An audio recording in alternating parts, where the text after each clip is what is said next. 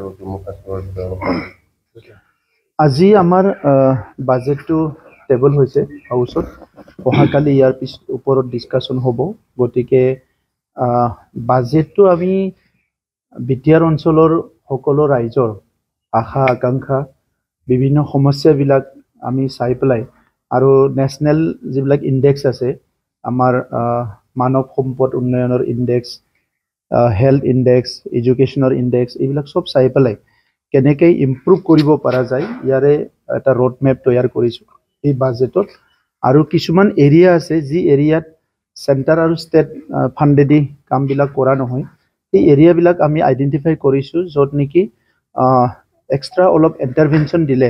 আমাৰ টাৰ্গেটটো আমি ফুলফিল কৰিব পাৰোঁ তেনেকুৱা এটা টাৰ্গেট ৰখা হৈছে ইন অল চেক্টৰ আৰু কিছুমান ইন'ভেটিভ প্ৰগ্ৰাম আমি আৰম্ভ কৰিছোঁ বিটিআৰ অঞ্চলত সেই ইন'ভেটিভ প্ৰগ্ৰামৰ ভিতৰত আছে এগ্ৰিকালচাৰটো আমি অৰ্গেনিকৰ ফালে লৈ যাবলৈ শিফ্ট কৰিবলৈ অলপ এইবাৰৰ পৰা এটা চেষ্টা এটা ৰখা গৈছে আৰু মেক্সিমাম লাইভলিহুডৰ কাৰণে যিসকলক এমপ্লয়মেণ্ট দিব লাগে মেক্সিমাম এমপ্লয়মেণ্ট দিয়াৰ কাৰণে এই বাজেটৰ টাৰ্গেট ৰখা হৈছে ওমেন আৰু চাইল্ড ফ্ৰেণ্ডলি বিটিআৰ এইটো আমাৰ লক্ষ্য আছিলে বিটিআৰ অঞ্চলত স্থায়ী শান্তি অহাৰ পিছত আমি চাইছোঁ কি বিভিন্ন ছেকশ্যনৰ লোকসকলে কেনেকৈ শান্তিৰে থাকিব পৰা যায় আৰু তেখেতসকলে 100% নিৰাপত্তা কেনেকৈ কৰিব পাবলৈ পৰা যায় তো সেইকাৰণে আমি সেই বাজেটত মেনশ্যন কৰিছোঁ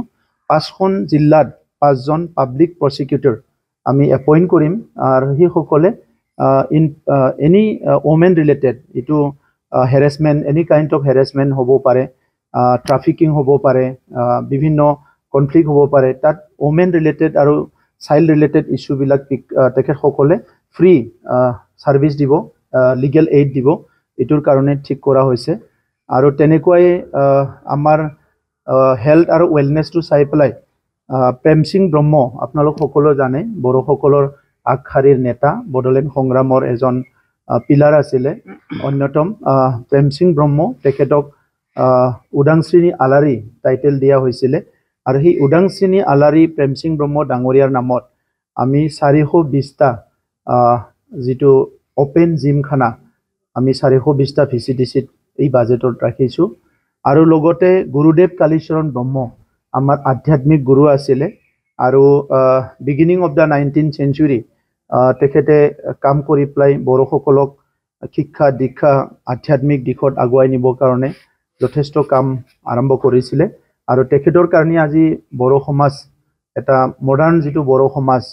সকলো দিশতে অৰ্গেনাইজ লৈ সক্ষম হৈছোঁ তেখেতক সন্মান জনাই 420টা যোগা চেণ্টাৰ আমি বড়োলেণ্ডত গুৰুদেৱ কালীচৰণ ব্ৰহ্ম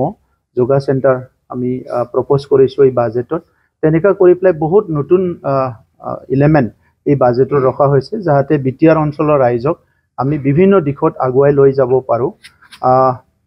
আজি বিশেষকৈ মই বাজেটত যিটো বাজেট টেবল কৰিছিলোঁ বাজেট পঢ়িছিলোঁ তাত শেষতো মই কৈছোঁ আৰু এতিয়াও ক'ম আমাৰ যোৱাকালি অকস্মাত জম্মু কাশ্মীৰত যিটো পেহেলগামত আতংকবাদী হামলা হৈছে তাত আমাৰ প্ৰায় এতিয়ালৈকে খবৰ পোৱা মতে 26জন নিৰু লোকৰ জীৱন গৈছে আৰু এই কাৰ্যটোক আমি কণ্ডেম কৰিছোঁ আমি তেখেতসকলক আমাৰ তৰফৰ পৰা যিটো ইনহিউমেন অমানৱীয় যিটো হত্যালীলা চলালে ইয়াৰ কাৰণে আমি তেখেতসকলক কণ্ডেম কৰিছোঁ আৰু সকলো জানো যে যিটো ভায়োলেন্স এইটো কেতিয়াও সমাজৰ কিবা এটা ভাল কৰিব নোৱাৰে তো সেইকাৰণে তেনেকুৱা ভায়োলেন্সটো বন্ধ কৰিবলৈ আহ্বান কৰিছোঁ আৰু এনেকুৱা সময়ত আমি ভাৰত চৰকাৰৰ লগত সকলো আছোঁ বিটিআৰ অঞ্চলৰ ৰাইজে আৰু ভাৰত চৰকাৰে যেনেকৈ সিদ্ধান্ত লয় আতংকবাদীক দমন কৰাৰ নীতিৰে কাম কৰিব তাত আমি সদায় চৰকাৰৰ লগত থিয় হ'ম কাৰণ ভাৰতৰ চাৰিসীমাৰ ভিতৰত প্ৰত্যেকজন নাগৰিকৰ সুৰক্ষা আমি বিচাৰোঁ ভাৰতৰ চাৰিসীমাৰ ভিতৰত প্ৰত্যেকজন যি জাতিৰে হওক যি ধৰ্মৰে হওক প্ৰত্যেকজন নাগৰিকৰ সুৰক্ষিত হ'ব লাগে আৰু ভাৰত চৰকাৰে ইয়াৰ কাৰণে কাম কৰি আছে যোৱাকালি আমি দেখিছোঁ গৃহমন্ত্ৰী অমিত শ্বাহ ডাঙৰীয়া তাৎক্ষণিকভাৱে ৰেছপন্স দিছে উপস্থিত হৈছে আৰু এনেকুৱা নেতৃত্ব থাকিলে আমি সদায় দেশত সুৰক্ষিত অনুভৱ কৰোঁ গতিকে আতংকবাদী যিসকলে আৰম্ভ কৰিছে টেৰৰিজিম যিসকলে আৰম্ভ কৰিছে এইটো নহয় কি তেখেতসকলে শত্ৰুকহে ক্ষতি কৰিছে, নিজৰ দেশতো বহুত ক্ষতি হৈছে, নিজৰো বহুত ক্ষতি হৈছে। আৰু আজিৰ শতিকাত বিশ্বত অৰ্থনৈতিকভাৱে যেনেকৈ আগুৱাই গৈ আছে, আমি সামাজিকভাৱে বা পলিটিকেলি যেনেকৈ আগুৱাই গৈ আছে, আৰু ভাৰতবৰ্ষটো পৃথিৱীৰ ভিতৰত সবচে হাইয়েষ্ট ডেমক্ৰেসি বুলি ইষ্টাব্লিছ হৈছে। আৰু তেখেতসকলে দশকৰ পৰা দশক ধৰি ভাৰতৰ গণতন্ত্ৰটো ভাৰতখন ধ্বংস কৰিবলৈ যিমান চেষ্টা কৰিছে 1% তেখেতসকলে ছাকচেছ হোৱা নাই। আমি দেখিবলৈ পাইছোঁ তেখেতসকলৰ দেশবিলাকৰ অৱস্থা দিনক দিন বেয়া হৈ যায় আছে, তেখেতসকলৰ দেশবিলাকৰ অৰ্থনৈতিক অৱস্থা দিনে দিনে বেয়া হৈ যায় আছে। আৰু আজি প্ৰধানমন্ত্ৰী নৰেন্দ্ৰ মোদী ডাঙৰীয়াৰ নেতৃত্বত আমাৰ ভাৰতবৰ্ষখন সদায় আগবাঢ়ি গৈ আছে। আৰু ইতিমধ্যে প্ৰধানমন্ত্ৰী ডাঙৰীয়াই ঘোষণা কৰিছে 2047 ভিতৰত ভাৰতবৰ্ষখন তৃতীয় অৰ্থনীতি আহিব লাগিব, এটা বিকশিত ভাৰতৰ মিছন লৈছে। গতিকে আজিৰ সময়ত ভাৰতৰ নিচিনা এটা দেশত আহি পেলাই কোনোবাই আতংকবাদী কৰিব, কোনোবাই আমাৰ নিৰীহ মানুহ হত্যা কৰিব, ইয়াৰ দ্বাৰা তেখেতসকলে আমাৰ ভাৰতবৰ্ষক না কিবা ক্ষতি কৰিব পাৰিব, না কিবা ভয় খুৱাব পাৰিব। গতিকে তেনেকুৱা কঠোৰ হাতেৰে দমন কৰিবলৈ ভাৰত চৰকাৰক আমি আহ্বান কৰিছোঁ, যাতে অনাগত দিনত তেনেকুৱা আতংকবাদীবিলাকে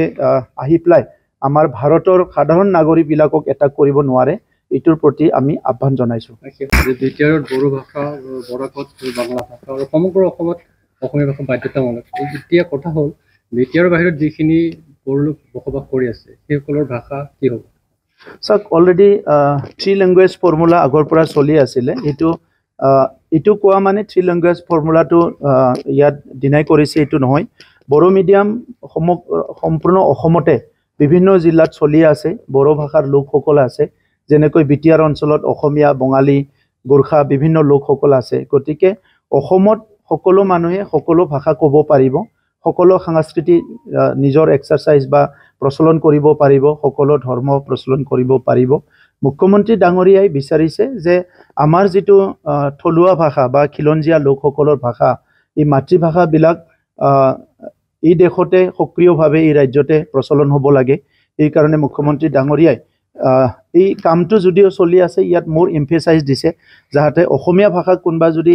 পাহৰি যাব বিচাৰিছে এইটো হ'ব নোৱাৰে, বড়ো ভাষাক যদি কোনোবা পাহৰি যাব বিচাৰিছে এইটো হ'ব নোৱাৰে। কিন্তু মুখ্যমন্ত্ৰী ডাঙৰীয়াই অসমৰ ভিতৰত যে কোনোবা এটা ডিষ্ট্ৰিক্টত বড়ো ভাষা নচলিব, অসমীয়া ভাষা নচলিব তেনেকুৱা মিন কৰা নাই। গতিকে আমি সকলো মুখ্যমন্ত্ৰী ডক্টৰ হিমন্ত বিশ্ব শৰ্মা ডাঙৰীয়াৰ যিটো inclusive policy, inclusive in preservation of culture and identity, inclusive policy in protection of দিয়াৰ আইডেণ্টিটি এণ্ড অল্ড ষ্টেটাছ, আৰু লগতে তেখেতৰ ইনক্লুচিভনেছ ইন ডেভেলপমেণ্ট স্কিমছ, এই কথাটো আমি সকলো এপ্ৰিচিয়েট কৰি আছোঁ। আৰু ইনক্লুচিভ গ্ৰোথ আৰু কালেক্টিভ যিটো এটা আইডিয়াছ যিটো লৈ পেলাই তেখেতে কাম কৰি আছে, এইটোৱে ডাঙৰ ষ্টেটমেণ্টশ্বিপৰ এটা ৰোল হয়। গতিকে মুখ্যমন্ত্ৰী ডাঙৰীয়াৰ নেতৃত্বত এই কথাটো আমি বেলেগকৈ ইণ্টাৰপ্ৰিট কৰিব নালাগে বুলি মই ভাবোঁ। আৰু বড়ো ভাষা 8th শিডিউলত অন্তৰ্ভুক্ত হোৱা এটা ভাষা, অসমীয়া ভাষা 8th শিডিউলত অন্তৰ্ভুক্ত হোৱা ভাষা, বঙলা ভাষা 8th শিডিউলত অন্তৰ্ভুক্ত হোৱা ভাষা। গতিকে যিসকল ভাষা নেশ্যনেল লেভেলত ৰিকগনেশ্যন পাইছে, এইটো ভাৰতবৰ্ষত য'ত প্ৰচলন কৰিব বিচাৰে তাতে প্ৰচলন হ'ব পাৰে। আদানীয়ে কোকৰাঝাৰত এটা মাটিত পৰিদৰ্শন কৰিছে, যিটো এডভান্টেজ আছাম 2.0, ইয়াৰ যিটো বেনিফিট এইটো এণ্টায়াৰ অসমে পাবলৈ গৈ আছে। আৰু আমাৰ বিটিআৰতো যিটো নেকি পাৱাৰ প্লান এটা প্ৰপ'জেল এটা আছে, য'ত আদানীৰ পৰা তেখেতসকলে প্ৰপ'জ কৰিছে। আগৰ যিটো আমাৰ থাৰ্মেল পাৱাৰ আছিলে NTPC, ইয়াতকৈ ডাবল এটা ডাঙৰ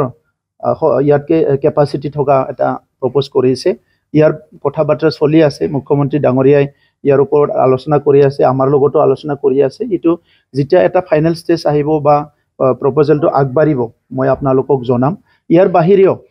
আমাৰ হেণ্ডলুম ছেক্টৰত, এগ্ৰিকালচাৰ ছেক্টৰত, বিভিন্ন ছেক্টৰত আমাৰ অঞ্চলত